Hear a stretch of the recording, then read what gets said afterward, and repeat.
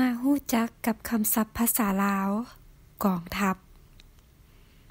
ภาษาลาวเป็นภาษาที่อุดมสมบูรณ์ในคำศัพท์ต่างๆและมีความหมายซึ่งอาจจะเป็นตระกูลศัพท์หรือบ่ก็ได้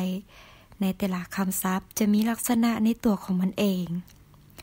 ฉะนั้นในฉบับนี้เฮามาฮู้จักกับความหมายของคำศัพท์ว่ากองทัพเพื่อจะได้นำไปใช้ให้ถูกต้องดังรายละเอียดลุ่มนี้กองทัพแม่นจำนวนทหารหลายกว่ากองพลโฮมเข้ากันในทั่วประเทศเอิ้นว่ากองทัพเช่นกองทัพประชาชนลาวกองทัพปลดปล่อยประชาชนลาวกองทัพอีกแบบหนึ่งแม่นจำนวนทหารที่ยกออกไปรบศึกยังมีกองพันนี่จะต้องมีทหาร10กองร้อยจึงเอิ้นว่ากองพัน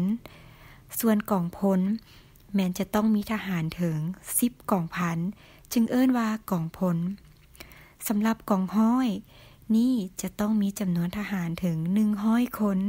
หรือจะเอิ้นว่าหมู่หนึ่งก็ได้ในคำว่ากองหมายถึงพวก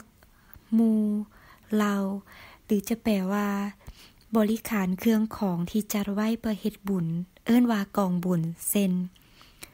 กองบวชกองฮดกองกฐินกองอัฐะและอื่นๆเช่นกองทหารเป็นต้นกองหมายถึงหมู่เช่นกองมักเพชรกองมักแข้งกองข้าวกองฟื้นกองป่าและอื่นๆข้อมูลอ้างอิงจากทานกวินเกียงคำสนนีหนังสือพิมพ์เศรษฐกิจประจำวันที่